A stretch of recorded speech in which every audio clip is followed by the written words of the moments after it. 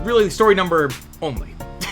So, this is big news. If you've been following Cinema Q, so Notes on the News. I don't know why I started doing a Trump voice there. If you've been following Notes on the News, you know, everyone knows it, everyone loves it, they say it's the best. I've been talking about Paramount getting bought, acquired, sold, merged, pick any verb you want. This is my very first broadcast. Originally, I was talking about Byron Allen, the media mogul who owns the Weather Channel, making a bid to buy Paramount Pictures, right? And for basically these 5 months that I've been doing this, every week or every couple of weeks, there'd be some story about this, you know, what's going to happen to Paramount. Well, it turns out, officially announced today, it had been kind of leaked leading up this past week during the holiday week, and it was officially announced, I think, last night, actually, on Sunday. Skydance Media will officially acquire and merge with Paramount Global. David Ellison, who's, you know, like the CEO and founder of Skydance, he's going to become the chairman and CEO. We have a quote from him here saying, quote, "This is a defining and transformative time for our industry and the storytellers, content creators, and financial stakeholders who are invested in the Paramount legacy and the longevity of the entertainment economy. I am incredibly grateful to Sherry Redstone and her family who have agreed to entrust us with the opportunity to lead Paramount. We are committed to energizing the business and bolstering Paramount with contemporary technology, new leadership, and a creative discipline that aims to enrich generations to come." End quote. So, which is a very corporate speaky, but you know, he's doing a victory lap here. This is something he's been trying to do for like since I think 2023. Like, he's been doing this for almost a year now. So in addition to Ellison becoming the chairman and CEO of this like new company that's temporarily being dubbed New Paramount, which actually isn't an awful name. If it's like, are you guys keep it Paramount, or are you gonna make it like Skydance Paramount, or whatever you want to do, new Paramount, or will it be like New Coke, right? Which ended up being like a marketing disaster. But in addition to Ellison, the president of the company is going to be former NBC Universal CEO Jeff Shell. He's the chairman of sports and media for Redbird Capital, and Redbird Capital is part of like the consortium that's partnering with Skydance to like buy Paramount. Disappointingly though, so I never heard of Jeff Shell. Apparently he, you know, like I said, he was the former CEO at NBC Universal. He was fired after a CNBC anchor accused him of sexual harassment. So, not great to see, you know, people like this getting kind of rehabilitated and being brought back into the fold. But, you know, that's obviously, I have no say in the matter. And then, of course, Sherry Redstone is like the central character of this whole story. So for context, you know, her father, Sumner Redstone, had kind of built this media empire starting like the late 80s, I think. And then when he got too old, I think like in the late 2010s, like before his death in 2020, she kind of took over the reins. So a big sticking point was to make sure, like, okay, if we're gonna sell this thing, like it needs to go to someone that's gonna maintain the legacy that my father built, my family built, right? So we have this quote, you know, ultimately she's giving up the empire that her family has held on to and has controlled for almost 40 years now, right?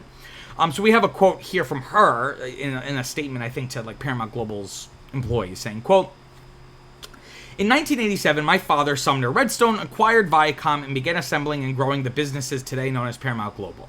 He had a vision that content was king and was always committed to delivering great content for all audiences around the world. That vision has remained at the core of Paramount's success, and our accomplishments are a direct result of the incredibly talented, creative, and dedicated individuals who work at the company. Given the changes in the industry, we want to fortify Paramount for the future while ensuring that content remains king.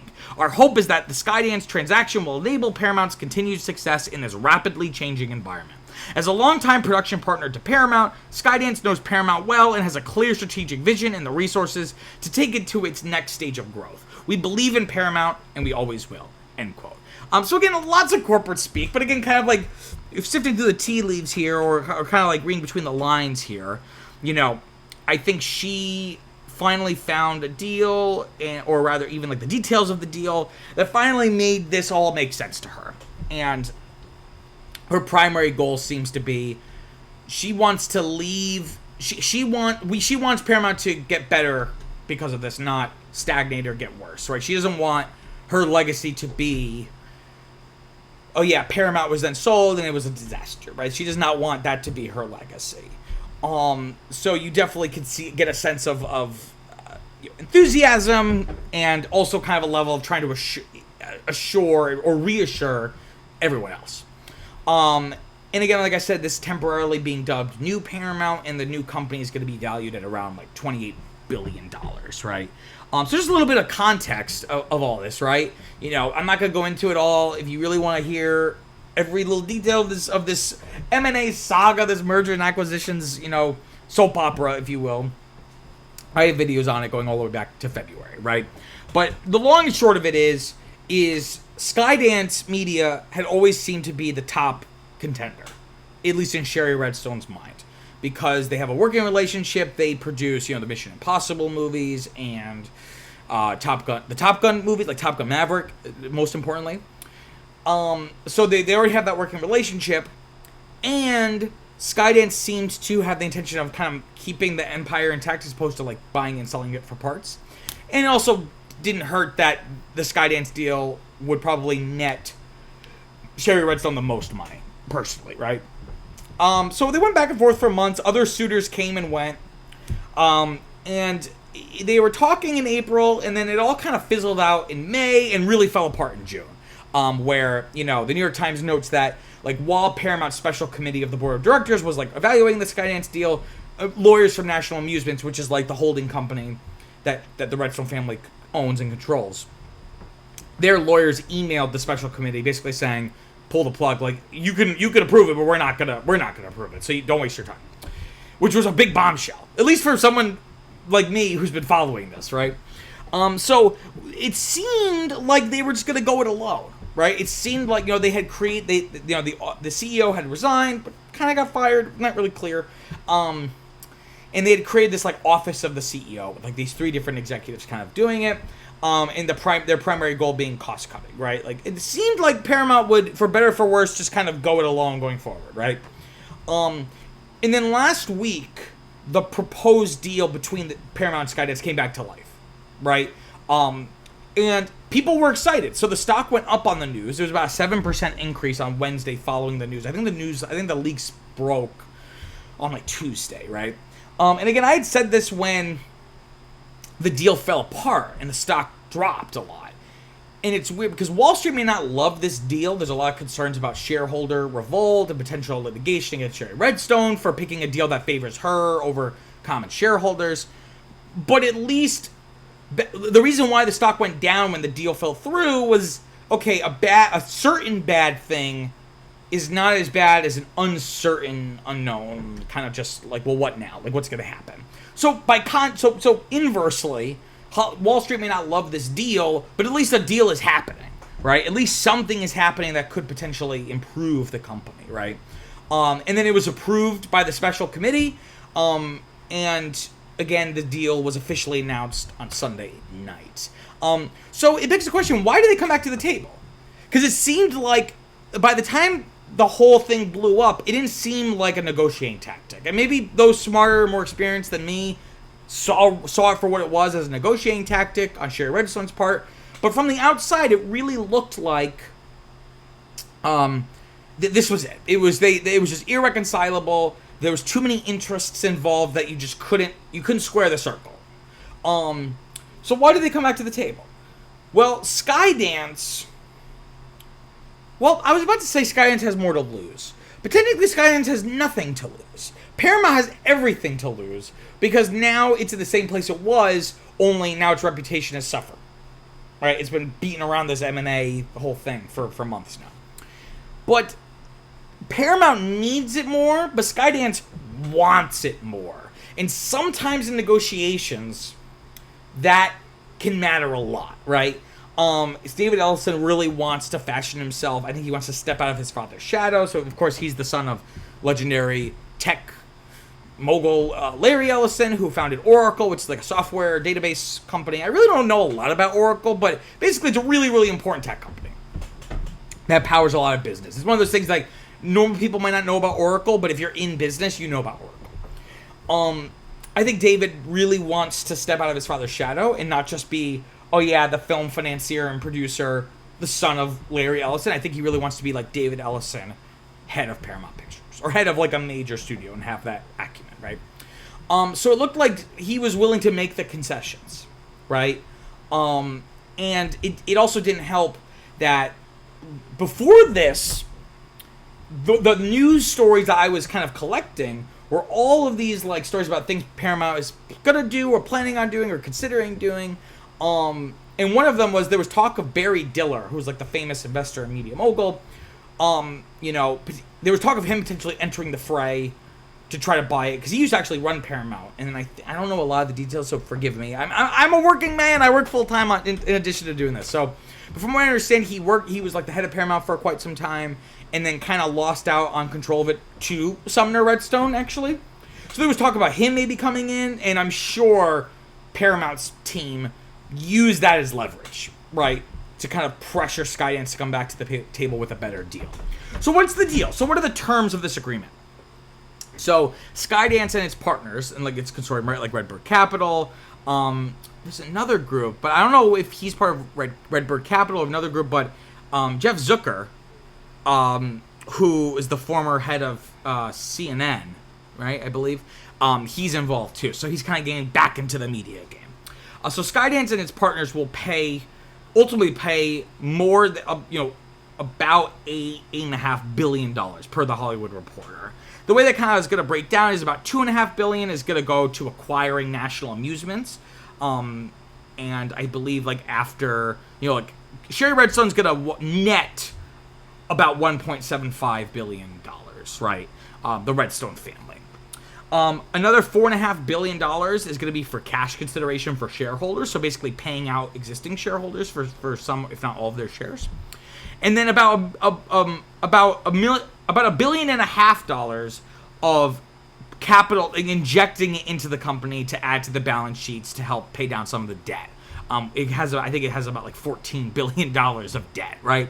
So any extra money just to put into the company, so they don't have to borrow as much, right? It's gonna be helpful.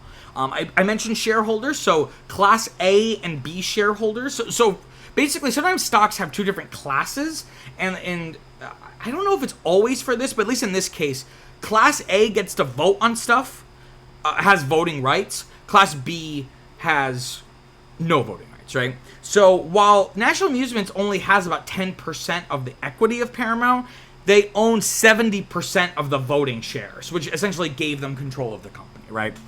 So what's going to happen is Class A and B shareholders are going to get $23 and $15 a share, respectively, right?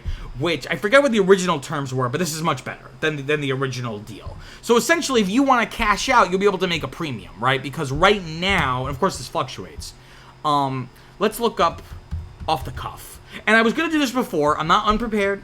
I'm doing this because it changes, obviously, as we know, with the stock market. So as of right now, the time of this recording, around 6:30 on Monday, July 8th, Paramount Class A shares are about $21.37. So if you get a premium of $23, then you'd be getting a little less than $2 profit per share. And then with the Class B, right now the shares are about $11.21. You'd get a little less than $4 of profit per share. So, if you have a lot of shares, that could be valuable. I think it may be like a 30-40% premium, right? Another term of the deal is that National Amusements and Sherry Redstone would get better legal protections, right? So that was a big sticking point with the earlier negotiations. Because again, like I mentioned, a lot of shareholders, Class B shareholders, were like, Sherry, you're picking a deal that's going to disproportionately benefit you and disproportionately hurt us, right? And these aren't just like single investors. We're talking about like major funds and hedge funds and investment companies. And so there was a big concern that if Sherry Redstone just kind of like kept her head down and just powered through the deal, that she could face litigation, both the National Amusements and her personally. And I think that was a sticking point in the negotiations, and they basically wanted Skydance to help kind of pay for some of that if such legal issues do arise from a shareholder lawsuit, and Skydance wasn't willing to do that. Now they are, right? So that is going to be part of it. And notably, there's not going to be a shareholder vote, right? So even though Class B shareholders aren't entitled to votes, to indemnify herself or kind of insulate herself from any potential lawsuits, she wanted to put the deal to a vote, to essentially what you call like a majority of the minority, like put it to the Class B shareholders, just to see what they think. officially, as opposed to certain people complaining and threatening lawsuits, right? Again, the idea of that would to give the deal more legitimacy. Skydance really didn't want to do that because I think they correctly thought that it would get voted down. So that's no longer going to happen. Again, they don't need National Amusements doesn't need that strategy anymore. If Skydance agrees just to pay for any potential lawsuits, right? And notably, part of the deal, there's going to be a 45-day bidding period, right, to explore other competitive offers, right? Again, this is another opportunity to insulate National Amusements and the Redstone family from shareholder ire, right? The idea being, if they still go with the Skydance deal and people are mad, they could say, well, we looked at other options. We had this month and a half to look at other options, and the Skydance deal still ended up being better, right? I think neither parties really wants to shop around. I think this is being built in to kind of protect themselves and say, in good faith, we didn't just do this deal because it benefited us. We did it because, comparing all the deals, this was the best one. And notably, though, because this is, of course, if I was David Ellison, I would have pushed for this too. Because there's been so much drama, there's now also a part of this deal where Paramount will, if Paramount does decide to go with another group, whether it be Sony and Apollo Global Management or Barry Diller, any other potential buyer, Paramount will owe Skydance essentially a $400 million breakup fee. So that kind of, I think, if the idea is to make it seem more legitimate that we actually shopped around, I think a lot of shareholders could make the argument that, you've created a scenario where, of course, this is going to be the best deal, because any other deal is automatically going to come with a $400 million price tag on it, right? So, I don't know. I'm not a legal person. I'm not a financial person. I don't understand enough of the precedent with something like this, but that seems like that could be a problem. So what does Ellison want to do with this? Is it just for clout? Partially, yes, like I said. But I think he's kind of outlined a little bit vaguely, and then I think literally today he started kind of giving a little bit more detail, but all of this is still vague, right? But he's outlined a few kind of points of what his vision for this company, right? So one thing that was being batted around by Paramount sans Ellison, but he's reiterating, is looking into some kind of combined streaming service. Not a bundle, but a combined service. Or at least bringing their content to another service, right? There was rumors last week. This is one of the stories I was also looking at doing before this one broke.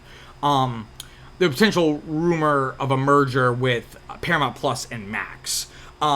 Which I feel is a great match made in heaven, actually.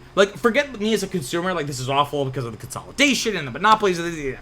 But just from a business perspective and a branding perspective, Paramount and Warner Brothers both feel like they have a certain kind of historic cachet that the only other studios that would be 20th Century Fox, which is no more, essentially. And then Universal, but I feel like Universal has created such a different brand for itself. And not even different in that it's the opposite, but just it has kind of reinvented itself time and time again. Whereas Paramount and Warner Brothers feel like classic Hollywood studios. So it wouldn't be strange to see their libraries side by side with one another, right? As opposed to, it's weird when you go on Disney Plus. I don't know if it's on Disney Plus, but theoretically it could be because Disney owns Fox now, 20th Century Fox. It's weird to see Snow White and then see Titanic, right? And of course, libraries are diverse, but I feel like Paramount and Warner Brothers would mesh pretty well together. And it would definitely benefit Paramount Plus because it's the worst streaming service. Full stop. Tech-wise, content-wise, it's the worst one. At least the major ones. I'm not talking about random ones that no one's ever heard of, right? So that's one kind of part. The other part is an increased focus on technology, right? Because, of course, his father is this tech mogul. So could Oracle somehow become involved or just have a more tech-focused, way of doing business, which could be good or could be bad, right? Because tech companies are very different than entertainment and especially legacy entertainment companies. So, would that be kind of a breath of fresh air and kind of inject some new energy and enthusiasm into the system? Or is it just a complete misunderstanding of what makes companies like Paramount work? Who's to say? Another thing is, and this is, of course, very corporate, and we'll see what happens with this, but he said he wants Paramount to be a, quote, creative-first destination for storytellers, right?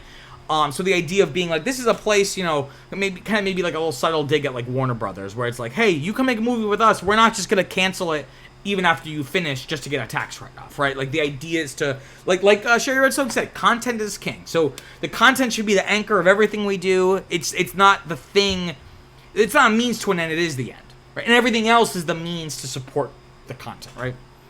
But then most notably, cost cutting, right? Again, this is something that the Office of CEO was already discussing doing. Variety reports that Ellison is eyeing about $2 billion worth of cuts. And the New York Times notes that, unfortunately, this will mostly probably be achieved with layoffs, which of course is not good. But whenever you have a merger, certain jobs and roles become redundant. And even on top of that, I mean, there's talk of, again, before this, there's talk of maybe Paramount selling off some of its assets, like Pluto TV, the streaming service, which seems really dumb because that's the streaming asset you own that's probably profitable. Like, if it's anything like Tubi, it's probably really popular. So I don't know why you would throw out Pluto and keep Paramount Plus, but that could be an option. Selling off any of these cable networks like BET, for example, the Black Entertainment Television Network, right? But that's obviously going to be something that they want to, now that they bought this thing, they want to kind of keep it lean and mean. So in conclusion, what happens now, right? So again, with this story, I can't say this is definitely happening. Every instinct in my body is telling me, like, this is it. This is what it's going to be. But knowing this story of what we've seen, who knows? It could all be thrown out the window on Thursday, right? And furthermore, the Office of the CEOs have basically said it's, quote, business as usual. Right, until the deal closes. So they're going to basically be operating as if this isn't happening. Obviously, that's not really fair to say it that way. But, like, they're just going to try to stay the course as opposed to just being consumed with the merger and acquisition part of things. And, of course, this still faces regulatory approval. This is, like, a huge industry business decision. So it's, of course, going to probably, the DOJ is probably going to take a little look at this, right? The idea is that, assuming everything goes well and there's no hiccups or anything, this deal should officially close in the first half of 2025, right? But then again, just one last thing is, like, could the deal be thwarted, right? Other interested parties, like Sony and Apollo, maybe Byron Allen steps back in, maybe Warner Brothers steps back in, maybe Barry Diller really ramps up his efforts.